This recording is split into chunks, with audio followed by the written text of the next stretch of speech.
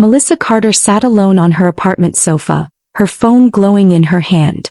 A photo had just been posted by her mother-in-law, Patricia Green, posing inside a private jet headed to the Maldives. Everyone from the Green family was there. Everyone but her.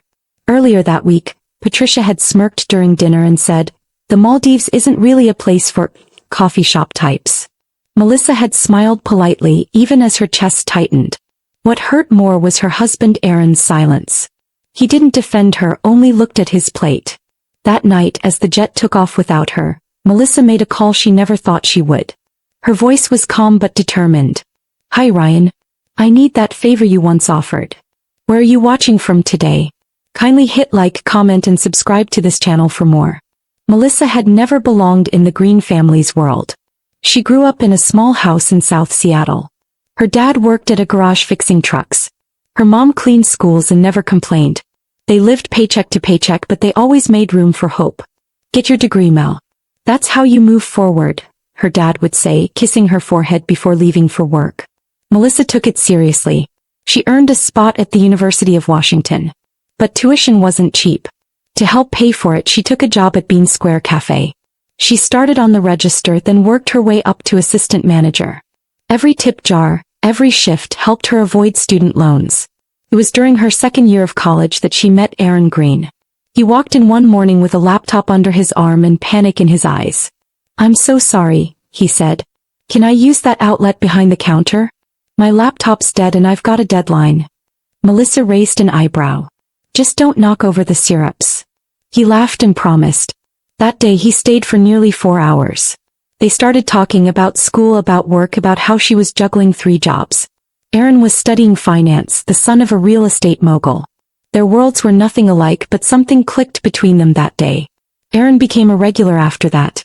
Every morning, same corner seat, same order, black coffee with a slice of banana bread.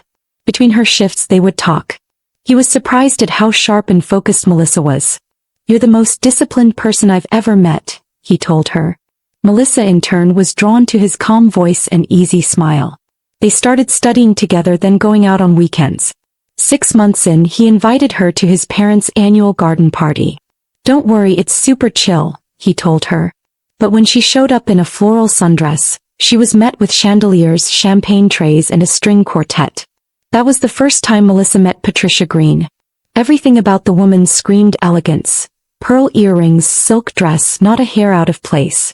But her smile didn't reach her eyes. "So you're the girl from the coffee shop," she said coolly. Melissa kept her tone warm. "Yes, ma'am. And your son's favorite customer." Aaron's father, Charles, was kinder. He asked Melissa questions about her major and goals. But Patricia introduced her to guests as Aaron's little barista friend. Melissa noticed Aaron's sister Lauren exchange awkward glances with her fiancé. And after that night the emails began, links to etiquette lessons, wardrobe suggestions and spa discounts. Patricia called it gentle help. From that first meeting, Patricia Green made her disapproval clear. "A girl with a coffee shop background will never understand our world," she once whispered to a friend, not knowing Melissa had overheard. Still, Melissa tried to win her over. She sent thank you notes, helped plan family dinners, even baked a pie from Patricia's favorite cookbook. But every gesture was met with cold politeness or worse, silence.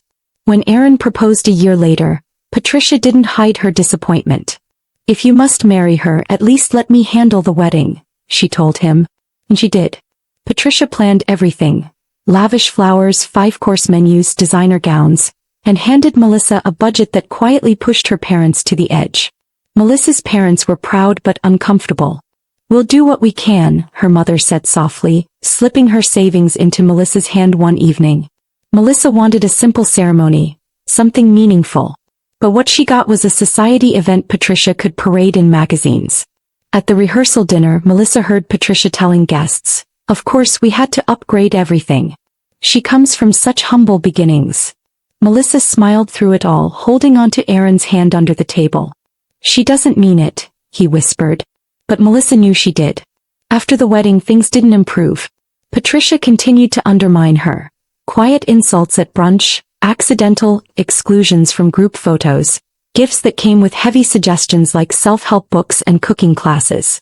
The first 2 years of marriage were harder than Melissa expected. Every holiday, every family gathering became a quiet test of patience.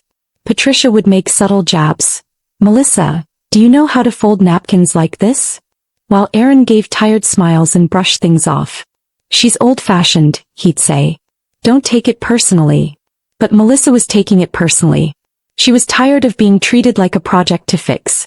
Once she overheard Patricia telling Lauren, "She's lovely, but she'll never be one of us." Melissa wanted to walk away, but she loved Aaron, and somewhere she believed things might change. She started attending etiquette classes in secret, thinking maybe if she improved, Patricia would respect her. Aaron didn't see it. Or maybe he didn't want to. He still ran decisions by his mother. Career changes, travel plans, even what artwork to hang in their home. Melissa tried to speak up. "Aaron, I feel invisible around your family," she said one night. He looked confused. "They like you fine," he replied. "You're imagining things." But Melissa knew she wasn't. So she pulled back. She went to family events, smiled, stayed polite, but stopped trying so hard. To Aaron this looked like peace. To Melissa it felt like slowly disappearing. She kept waiting for Aaron to stand up for her. But he never did. Until one evening, everything finally shattered. It was Patricia and Charles Green's 40th anniversary, and the family hosted a dinner at the Green Mansion. Halfway through the meal, Patricia stood to give a toast. "As a gift to ourselves," she announced, "we're taking the family to Azure Paradise Resort in the Maldives." Applause filled the room. Then she passed out envelopes, first to Lauren and her fiancé, then to Charles's brother and his wife. Melissa and Aaron's envelope was different. Inside were 2 solo invitations. "We thought Melissa might be more comfortable at home," Patricia said sweetly, loud enough for everyone to hear. The table fell silent. Melissa's heart pounded. "You're uninviting me?" she asked quietly. Patricia smiled. "It's just such an upscale place. You might not enjoy it." Aaron fumbled, clearly caught off guard. "Mom, that's not necessary. Melissa can handle herself anywhere." But his voice lacked weight. Patricia tilted her head. "It's not an insult, dear. It's just reality." Melissa stared at the plate in front of her. The room felt colder. She looked at Aaron, waiting, hoping for him to push back harder. But he just gave her a helpless shrug. After dinner, in the car ride home, Melissa sat in silence until Aaron finally said, "You're blowing this out of proportion." Melissa turned to him, hurt flashing across her face. "I was humiliated in front of your entire family." Aaron sighed. "She's just trying to protect the image of the trip. It's nothing personal." Melissa spent the night staring at the ceiling, unable to sleep. She replayed every scene, every quiet insult, every time she'd been pushed to the edge of a photo, every time Aaron said, "Just ignore it." She didn't feel angry anymore. She felt numb. At dawn, she sat at her desk and opened a small wooden box filled with memories. College notes, her first name tag from Bean Square Cafe, and an old business card. Ryan Maxwell. She hadn't seen him in years, but he'd once made her a promise. Melissa picked up her phone and stared at the number for a long moment. Then she pressed call. Ryan answered on the second ring. "Melissa Carter?" His voice sounded surprised but warm. Melissa exhaled slowly. "Hi Ryan. I know it's been a long time. I wouldn't be calling if I didn't really need help." Ryan chuckled. "You always said that before offering someone a free muffin." She laughed despite herself. "Yeah, well, this is a little bigger than muffins." She told him everything, about Patricia, about the vacation, about how small she felt. Ryan listened quietly. When she finished, he said, "Melissa, you're not going to believe this, but I actually own Azure Paradise Resort." Melissa blinked. "You what?" Ryan continued, "You once helped me through the lowest point in my life. Let me return the favor." Melissa hesitated. "Ryan, I'm not calling to get revenge. I need to remember who I am. I need to show her I don't need her approval to belong." Ryan didn't skip a beat. "Perfect. Then let me book you a suite. No special label, no drama. You'll just be a VIP guest like anyone else." Melissa paused. "Hey, but promise me one thing. No red carpet treatment. Just make sure no one can push me aside." Ryan agreed. "You'll have everything you need but nothing you didn't earn. First class ticket. Check in under your own name. The rest is up to you." Melissa thanked him and hung up. For the first time in days she felt like herself again. That afternoon Melissa called her best friend Clara and explained the plan. Clara didn't hesitate. "You are going to that resort and you are going to look like a dream doing it," she declared. "No offense, but your usual wardrobe screams grocery run, not Maldives showdown." They spent the next few hours raiding Clara's closet. Flowy dresses, resort wear, heels that somehow didn't hurt. Clara even handed over her best pair of sunglasses. For dramatic effect, she winked. As Melissa zipped up the borrowed suitcase, Clara hugged her tightly. "You're not doing this to impress them. You're doing this to remind yourself who you are." Melissa boarded the plane the next morning, seated in first class for the first time in her life. She wore a pale blue wrap dress and soft waves in her hair, feeling more polished than she had in years. As the plane lifted off, she glanced around and saw people sipping champagne, reading quietly. No one cared about her background. That thought gave her strength. When she landed in Male, she was greeted by a sleek resort car and then taken to a private dock where a speedboat waited. As it cut across the turquoise water, Melissa could see the resort in the distance. White villas, palm trees, endless blue skies. Her breath caught in her throat. At the resort entrance, she was greeted by a smiling man in a crisp uniform. "Welcome, Miss Carter. I'm Diego, the resort manager. Mr. Maxwell sends his regards."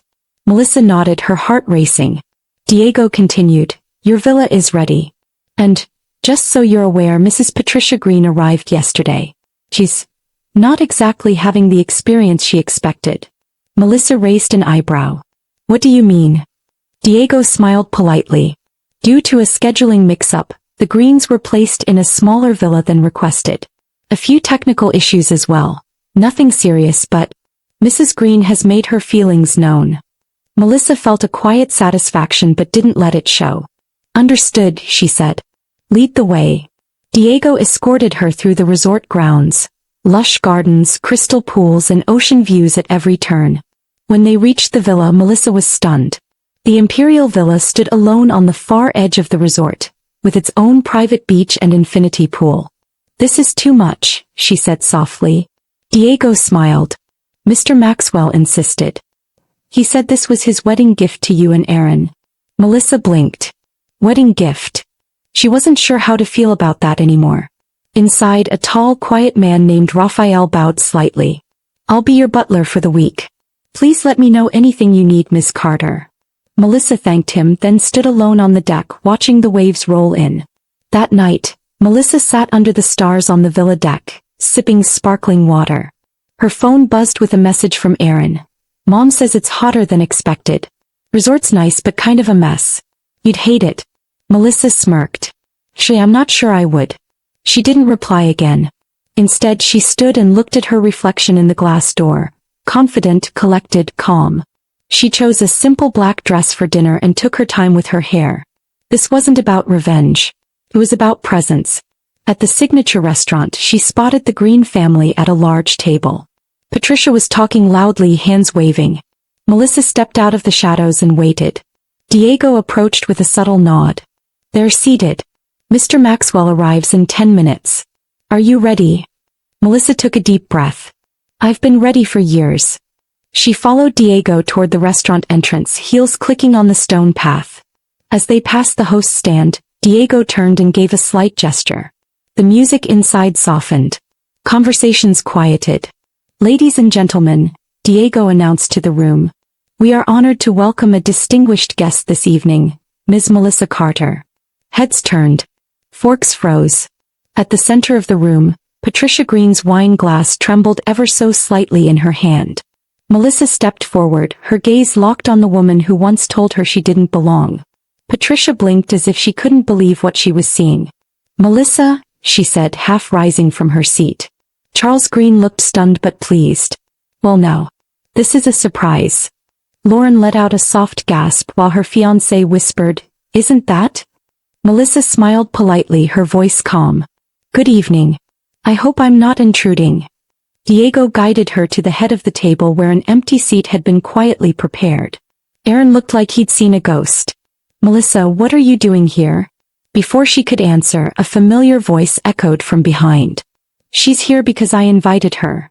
Ryan Maxwell stepped forward, his presence commanding immediate attention. Gasps rippled across the table. Ryan approached and extended a hand to Charles. Pleasure to finally meet you. Your son speaks highly of you. Charles stood and shook his hand warmly. Patricia, still sitting, looked between Ryan and Melissa. I don't understand, she said. Ryan gave her a practiced smile. Melissa is a dear friend.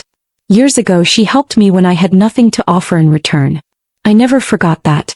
So when I heard what happened, he let his sentence trail off as he turned to Melissa. I thought it was time she experienced what real hospitality feels like. The table fell silent. Patricia forced a thin smile. Well, that's very generous of you. Ryan didn't miss the bitterness behind her words. It's not generosity. It's gratitude. And respect. Diego gestured to Melissa's seat. Miss Carter, your table is ready. But Mr. Maxwell has offered to join you all tonight if that's agreeable. Patricia opened her mouth to object, but Charles spoke first. We'd be honored. Ryan pulled out the chair for Melissa himself. As she sat, she felt the weight in the room shift. The girl who was told she didn't belong was now seated beside the owner of the very resort Patricia had tried to keep her from. Dinner resumed, but the energy had changed. Patricia pushed her salad around in silence while Lauren and her fiancé exchanged quiet glances. Erin leaned toward Melissa. Why didn't you tell me you knew Ryan Maxwell? She sipped her water. Would it have made a difference?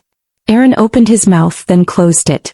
Charles began asking Ryan about the resort's history, clearly impressed, while Ryan deflected and turned the focus to Melissa.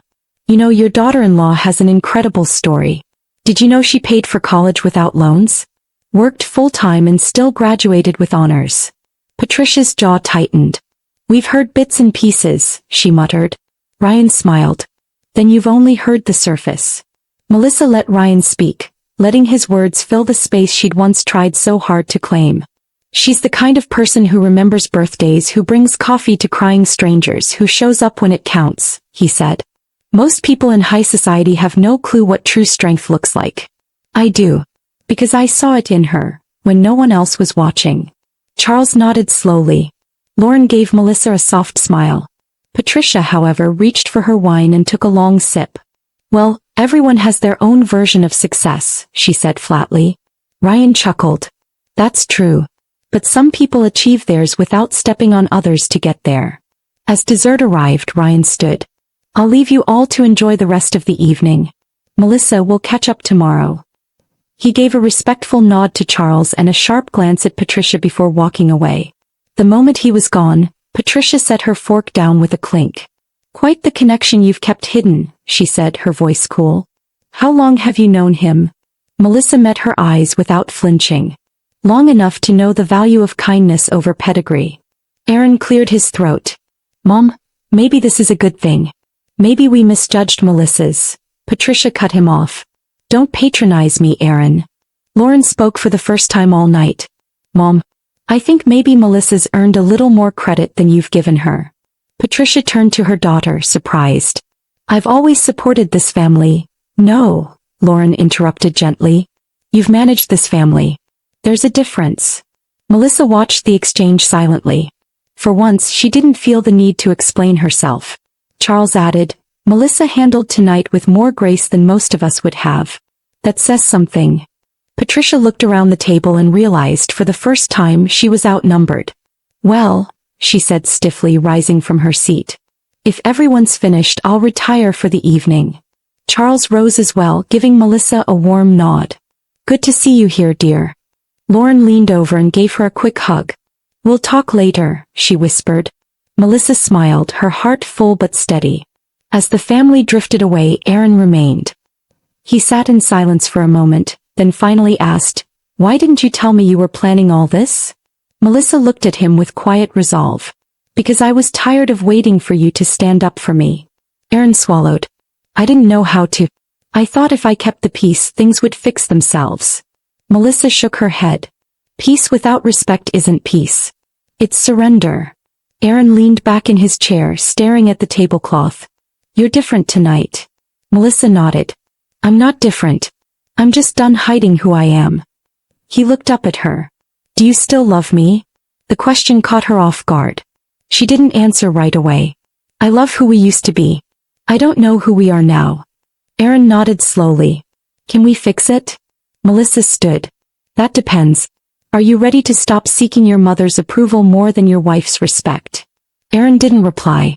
He just sat there quiet as Melissa walked toward the exit. Raphael appeared beside her. Your car is ready, Miss Carter. She smiled. Thank you. Back at the villa, Melissa changed into a soft robe and stepped out onto the deck. The moonlight reflected off the calm water, painting silver streaks across the horizon. She texted Clara. You should have seen Patricia's face. It was worth every minute. Clara replied instantly, you're a legend. Proud of you. Melissa smiled, tucked the phone away and sat quietly with a cup of tea. For the first time in a long time she felt whole. Not because she proved anything to Patricia, but because she remembered her own worth. Tomorrow would bring more questions, maybe even conflict, but tonight she had peace. And no one could take that away. The next morning, Melissa awoke to the sound of gentle waves lapping against the shore. She wrapped herself in a light robe and opened the curtains, letting sunlight flood the room. A soft knock came at the door. It was Diego. Good morning, Miss Carter. Mrs. Green is requesting a moment of your time, if you're open to it. Melissa raised an eyebrow. Here. Diego nodded. She's waiting by the garden terrace. Melissa sighed, unsure what Patricia wanted now. But something inside her, curiosity, maybe closure, nudged her forward. Tell her I'll be there in 10 minutes. Patricia stood under a canopy of bougainvillea, dressed in linen slacks and a silk blouse. For once she looked unsure. When Melissa arrived, Patricia didn't speak right away. I owe you an apology, she said finally, voice lower than Melissa had ever heard it. I judged you unfairly. I let your background blind me to your character. Melissa folded her arms but said nothing. Patricia took a breath. Seeing you last night, hearing what Ryan said, it forced me to confront something ugly in myself. She looked at the floor. I don't expect forgiveness right away. But I wanted you to hear it from me directly. Melissa softened but held her ground. I don't need you to like me, Patricia. But I deserve to be treated with basic respect. Patricia nodded. You're right. I've made mistakes. Many. I thought I was protecting Aaron, but I see now I was just trying to control him. Melissa said, he's not a boy anymore. And I'm not someone you get to manage. Patricia chuckled weakly. No, you're not. You're someone I underestimated. For the first time, the silence between them wasn't sharp. It was honest. Thank you, Melissa said, for saying what needed to be said. They returned to the main lounge where Charles was sipping coffee and reading the paper. Everything okay? He asked. Patricia gave a small nod. Getting there. That afternoon, Aaron visited Melissa's villa alone. He stood awkwardly by the door. Mom told me you talked. Melissa nodded. She said a lot of things. So did I. Aaron looked at her with tired eyes. I miss you. I miss us. Melissa motioned for him to sit. I don't miss how things were, Aaron. I miss how they could have been. He leaned forward. Then let me try again. No more silence. No more excuses. They walked along the beach, talking like they hadn't in months. Melissa was cautious. She told him the relationship couldn't continue on old terms. If we keep going, it has to be on equal ground, she said. Aaron nodded. Agreed. And I'll prove it to you, not to win you back, but because it's what I should have done from the beginning. They watched the sunset in silence. For the first time, Melissa felt the weight of resentment lift slightly. Not because everything was fixed, but because things were finally being faced. That evening, Ryan hosted a farewell dinner in Melissa's honor. The resort's garden was lit with lanterns, and the air smelled of jasmine and sea salt. Melissa's table was surrounded by people who had once seen her as an outsider, but now leaned in to listen.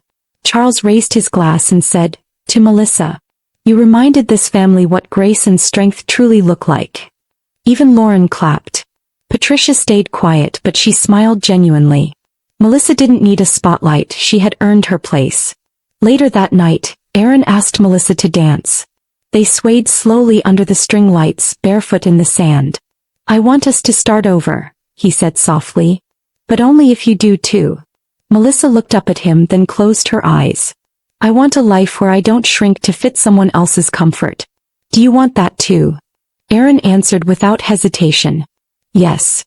It wasn't a perfect ending, but it was a beginning, with boundaries, honesty, and mutual respect. After returning home, Patricia kept her promise. She invited Melissa's parents to dinner, a real one in their home with no performance. She listened. She asked questions. She even started attending therapy. "I'm trying," she told Melissa during one of their walks. "Trying not to let fear of judgment guide me anymore." Melissa nodded.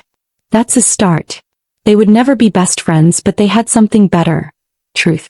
A year later, Melissa opened her own specialty coffee shop in Seattle, funded in part by a surprise investment from Ryan. It wasn't flashy, but it was hers. The walls were filled with local art, the menu carefully crafted. Patricia came to the grand opening. So did Charles and Lauren. Aaron stood beside Melissa as she cut the ribbon. Clara whispered, "This is what power looks like." Melissa smiled, surrounded by her chosen family, her real community. She had built something beautiful on her terms. Looking back, Melissa no longer saw that Maldives exclusion as a wound. It was a turning point. That trip didn't break her. It revealed her. It forced truth into the open and gave her the push to stop waiting for approval she didn't need. She learned that strength isn't about shouting. Sometimes it's simply showing up with your head high and heart whole. Melissa didn't just reclaim her voice. She became the woman her younger self would have admired. And for her that was more than enough. Moral lesson. True respect isn't something you earn by changing who you are. It's something you claim by standing in your worth. When others try to shrink you, grow anyway.